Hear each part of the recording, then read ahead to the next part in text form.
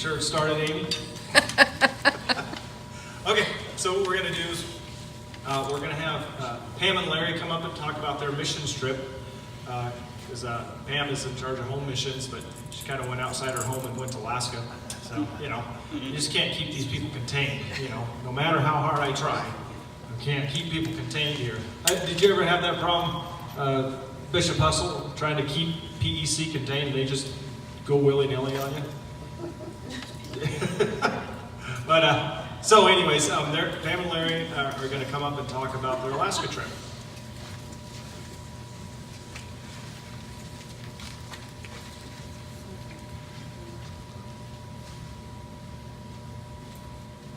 So I'm going to take I'm a walker, so I'm going to take this off. And can everybody see? Bring it on the other side of the Bring it. podium. Okay, how's that? How's that? Good. Okay, start off with, if anybody doesn't know by now, Justin and I are brother and sister. He's the older one, I'm the younger one, as you can tell. Yeah. That blonde hair. That blonde hair, yes. And I am extremely partial and proud of my brother. Growing up, I'm sorry, our family never would have dreamt that he would end up as a bishop. And because of the antics, and if you want to know stories, come talk to me later. I've got plenty of them. But I was extremely proud of my brother and sister-in-law. I love them dearly. We love them dearly. And Mom was extremely proud of him. He became bishop right before she passed. So it was like a full circle for Mom. And she told us that she couldn't go until she knew that her kids were happy. And I took care of Mom for a total of 5 years. And so when Kim talked about resting, that this is my time of rest because I've always been in some kind of a ministry. And after Mom passed, it was hard. Grief is hard. And so trying to deal with that, trying to go, okay, Lord, I'm free, and new doors open, what's going on? I don't have any feeling, any ministry, coming to me because I've always had something. And Kim hit it right on the nose. It's time to rest. But the Lord opened this door for us to go to Alaska, which we've always wanted to. I've always wanted to. I've never been to Alaska. And so the door opened. The Lord opened this door for us. And I'm going to have Larry tell you how God opened this door for us about your truck. Yes. I'm a plumber, and just driving down the road, my motor stopped in the middle of the road. It was an electrical problem. Called a tow truck. I had to get out to flag traffic to go around me so they wouldn't get stuck. And somebody drives by and they just honk and wave, and I'm like, okay, I'm stuck. So then all of a sudden, about 10 minutes later, I get a phone call. Hello, I'm Pastor Steve Fish, Northwest Cascade Fellowship, and I just waved to you, and we have a church in Bow, and we need some plumbing. And I said, well, I'm kind of stuck alongside the road, but maybe when it gets fixed, I can come help you. And he goes, okay, and he gave me the address, and I gave him a time. And so I went out there and looked at it, and it's interesting because he didn't realize I had to pastor men's ministry. I got out there before he did. I walked around that church. He came to the church, showed me the plumbing had to be done, and I said, it'll be done. I want your church. I said, I claim this church for men's ministry. Everything in me wanted that church to preach out there, to bring men out there, to bring that community into men's ministry. It was just overwhelming. A little white church, everything, perfect. Well, I went home and I told the wife, I said, Pam, I said, thanks, sweetheart. Look. Oh, this is on tape. YouTube. So,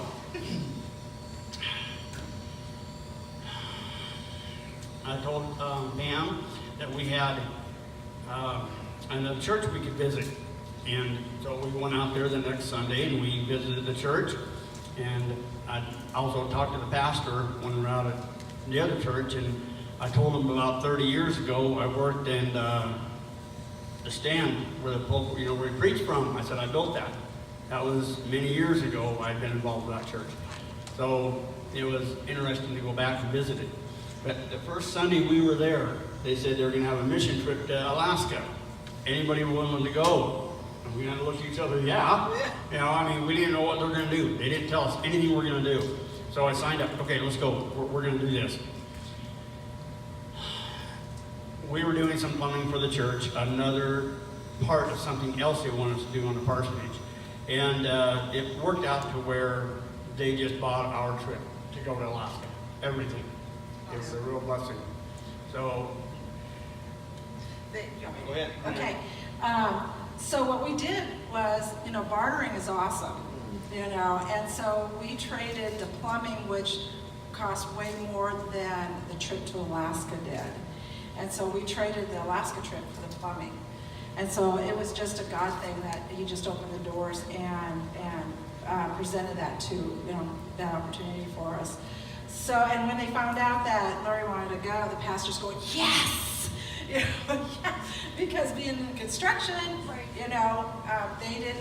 they weren't really up on the plumbing and the construction part and everything. So we left at 4 in the morning. We had to be at the church, and I'm sorry, I'm not a 2 o'clock in the morning person.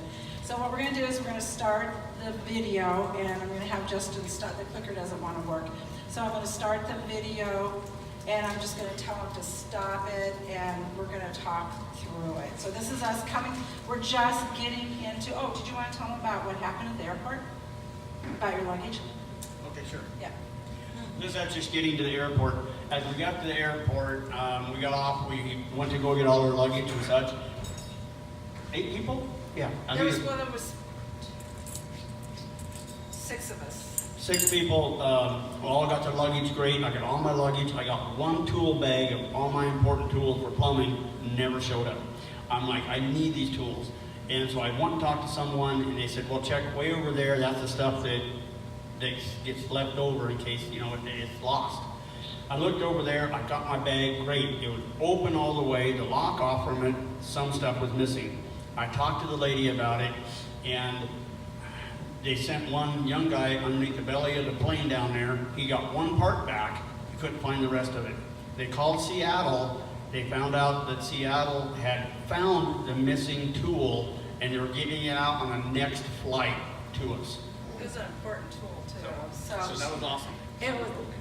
Well, the zipper was totally gone. The lock was man. totally gone. We have no idea. Well, we ended up with everything. We did end up, praise God that we did end up with That was our everything. beginning. More stressful. Okay, we're here. Yeah. Okay, so go ahead and start, and I'll stop. We just got off the plane. We got in the van, and we're taking off to go to Anchorage. We went into Anchorage. The church is in Anchorage.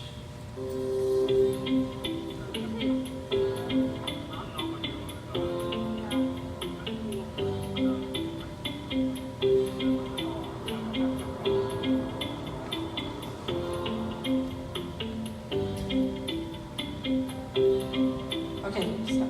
Oh, come on. That was good. Nice job. Put it right there. So, a little history. The pastor that is there now, they've been there for a year, and they're from Western Washington part. And young couple, and the church looks really nice, and the parsonage looks really nice from the outside. The pastor that had been there previous, that they took over, had been there for 8 years, and they were in the homeless ministry. And the church, the homeless took over the church basically. And so the parishioners there themselves, there's very few. And the pastors, they have a heart for the homeless. They have a tremendous heart for the homeless. And it got so much and so overburdened that they knew that the Lord was closing the doors for this time of life. So they actually came back to Washington, and Steve Fish, who was the one that coordinated this, and they've taken this church under their wings, said, we have a young couple that are on fire for the Lord. I believe that the Holy Spirit's telling me they are to be there. And so the denomination said, they interviewed them and everything, and they said, okay, do you accept this? And Tyler and Jessica said, yes, we will go up. And when they got there, every room was filled to the brim. They could not walk into the doors of the classrooms. It took 8+ garbage dumpsters to clean each room out, to clean the church out, and to clean it up. So Tyler and Jessica had a huge, huge project ahead of them. Their congregation, they average Sundays, about 25 25 to 30 people. 25 to 30 people, because after the other pastors left, they were so loved that some of the congregation left. They weren't happy about it, which we know all that it does happen. So they're almost doing, just like us, they're doing it from scratch again. They have 3 young kids, so they're really, really a young couple, but dynamic. They're on fire for the Lord, and they know God has placed them here. Now they have a really big lot, and they have a parsonage, which you won't see it here, but in their neighborhood, at one time, this church has been there for a long time, it's gone through a lot of changes, and in their neighborhood, it used to be an up-and-coming neighborhood, and Anchorage, Alaska has somehow, the drug lords have just infiltrated, and the drugs have infiltrated, and crime has infiltrated. And in their neighborhood, we walked down the block, and they took us actually for a ride. It's not a block away that you could tell the demographics is poverty, it's drugs. The city of Alaska had to choose with their finances between either maintaining their roads during the winter time, which we all have heard and if you've ever been in Alaska, what winter is like in Alaska, or giving it to the police enforcement. And they chose the roads. And so Tyler, when they first, it was a culture shock, because with our police enforcement, when you call 911, they're going to be there. Well, he had a problem with somebody pulling up and putting black tarp around their cars. They're sitting in the cars around their windows. And he went out and he tapped on the window and they rolled it down. And Tyler goes, you can't sit here. This is a private parking lot. You can't sit here. Oh, yeah, man, okay. Yeah, we'll leave. And he rolls up and Tyler goes into the church, watches him. He does this about 3 or 4 times. And he finally says, he knocks on it and goes, guys, you've got to leave.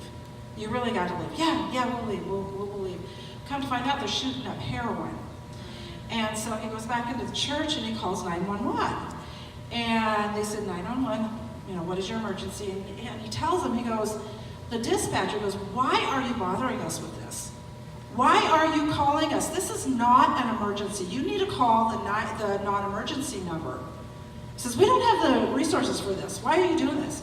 And Tyler's going, oh, okay. And so he calls a non-emergency. They did the exact same thing. Why are you calling us with this problem? This is not an emergency. You're just going to have to handle it yourself. And it's like, oh my goodness. And the men stayed up in upstairs rooms. They had cots for us, and there was 3 of us women that went, 2 teenage girls and myself, and we stayed downstairs, so we didn't hear a lot of noise, and the pastor would come up every morning and say, did you hear the gunshots? And we're going, no. And he goes, oh, there was about 6 or 7 gunshots last night. And no sirens, nothing. And so the crime is just terrible there. It's horrendous there. So they're really battling with a lot of crime there. So, okay.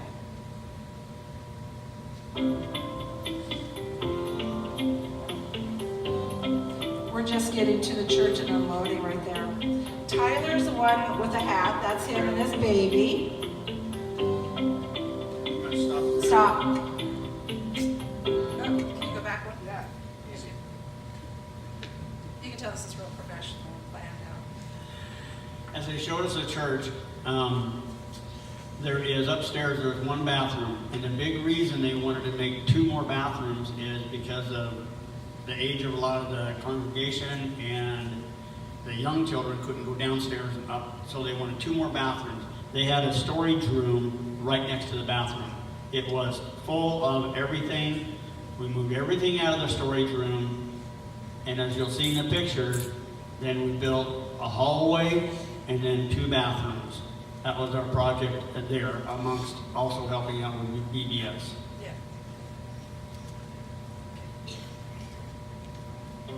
So we're just kind of in the planning stages right there. And that's Tyler, and then you'll see the other pastor. Now we're ripping things up. Demoing, ripping it out. I'm laying out the plates for the walls. That are cleaned out. Framing out the walls the first day.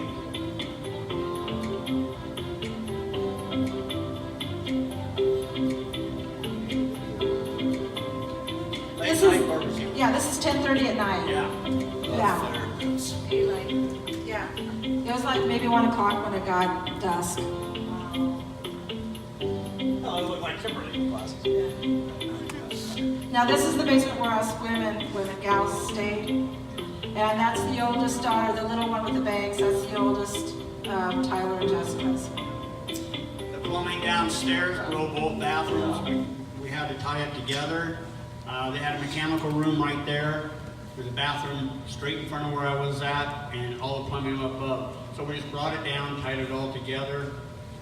Yeah, and the church itself has not been maintained very well. So it's kind of, you walk around and you're thinking, oh, okay, Lord, we know the work that needs to be done here. We have only a week to do it. Tyler's only one man. He's done a tremendous job. And so we busted ourselves when we got up in the morning until the time we had to clean up for Vacation Bible School, because we had Vacation Bible School that we were helping at. So between 4 and 4:30, at afternoon, we had to stop and clean it all up and get ready for BBS. And besides the time that we had to plumb it, frame it, texture, get it all ready for everything for the bathrooms, Pam went to the pastor and said, give us a list of everything else you need. There were water fountains that needed to be fixed. There was all kinds of things throughout the church. So here comes Pam with this long list. I say, great, let's do it. Let's plug in and do it.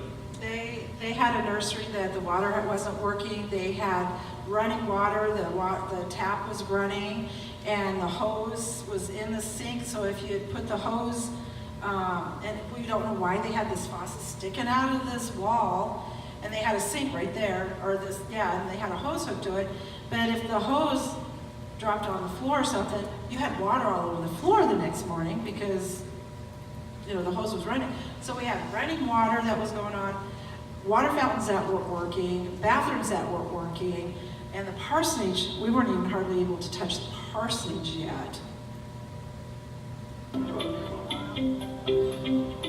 Still be this day 2 when we started the plumbing, getting all the plumbing tied in. And then we started the sheetrock that day, and that night we actually got it all up. And then the last day we textured.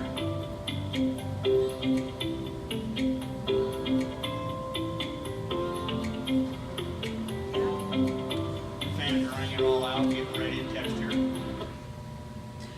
So we got in Monday, and Monday afternoon we were able to get settled, so we knew there wasn't any work. So from Tuesday, Wednesday, Thursday night, and we did a little bit on Friday, we were able to get almost everything totally plumbed in and ready for the fixtures. And Tyler knew that he was going to hire out for the floor, but he knew he could set the toilet and the sinks and paint. So he knew he could do that. And he just kept going, wow, I can't believe you guys have gotten this far. Because he didn't even think we'd get this far in a week. So.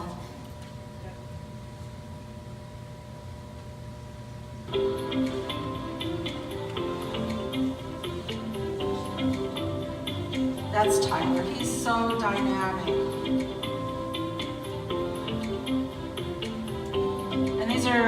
two of the kids that came with us in the group that actually worked with the VBS. I helped one night, and after the first night, and every day that we worked, there's some of the other kids that we worked, I was exhausted, and I thought, let the younger kids do it. I'm tired. That's not, oh, can you go back one?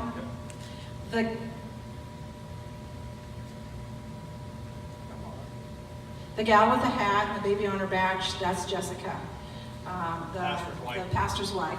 And this is their first VBS here, and they didn't have a chance to promote it, advertise it, or anything, so there were no banners up, there was nothing, it was just word of mouth and just through the whoever the church told and whoever they talked to in the neighborhood.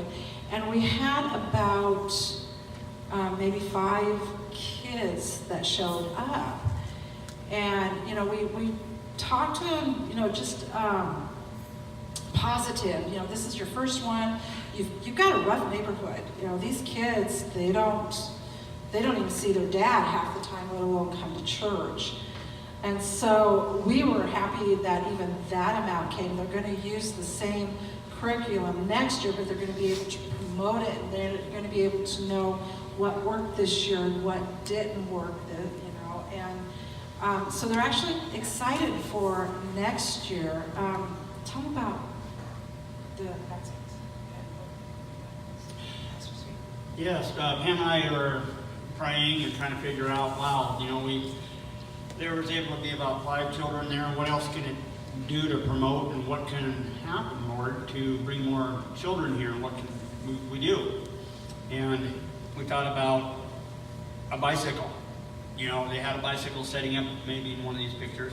Had sports things, skateboards and stuff. But we thought if we donate a bicycle, what happens if we get a bicycle, they give it away as a prize for the child that maybe brought the most or helped out. And then we kind of waited on that, and we kept praying, and we thought about as we were walking around the church and praying, what is it, Lord, you can do? And in one picture you see the corner shot of Redemption Church. That was 4-corner intersection, and straight across from that was a big park where there was people there all day and all night, and kids and adults. Everyone could see. It's a very visible intersection for the church.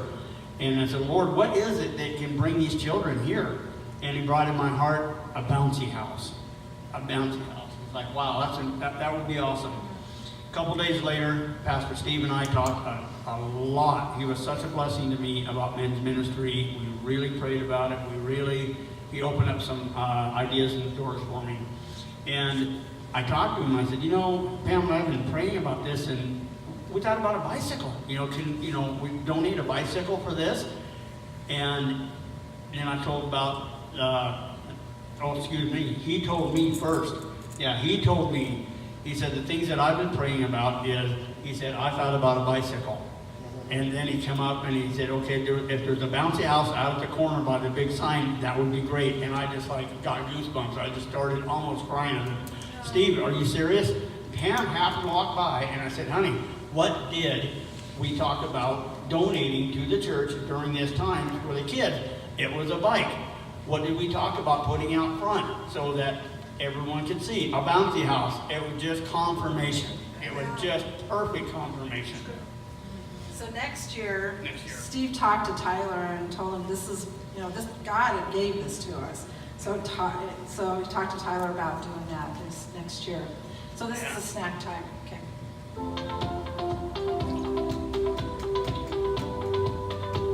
And this was probably late at night, 9 o'clock at night.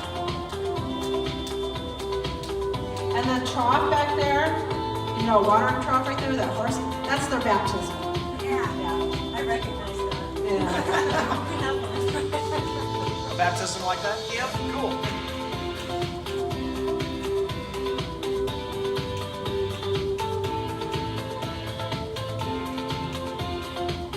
We went to a reindeer farm and got to feed the reindeer. It was awesome. And that was a rescue buffalo I thought that was they one had. of the kids. Pam, Yeah. you did. Let me tell you, when those antlers hit you in the back, you know it. taking some of the feet and putting it on her and never getting her. This is some of the places. This is Thatcher's Pass. We were able to go Saturday for a sightseeing tour. A little relaxation. This is actually Flat Top, just right above Anchorage. Usually they'd always be able to see elk or bear. This year, nothing. Nothing. For whatever reason, perfect conditions, but they just weren't there. This is Sunday morning, and that's Marcus, and I don't remember her name, but, and that's Steve, our pastor that we went with, and he talked. And this is our group. There was a total of 8 of us. 2 of the gentlemen in the blue went ahead of time because Jessica's his niece, and the gentleman in the brown hat, he went ahead of time before us. So there's actually 8 of us that went. And this is just right Beautiful, above yeah. Anchorage. Very cold that day out there. Oh, there's my bride. Yep. Blonde hair. The blonde hair, yeah.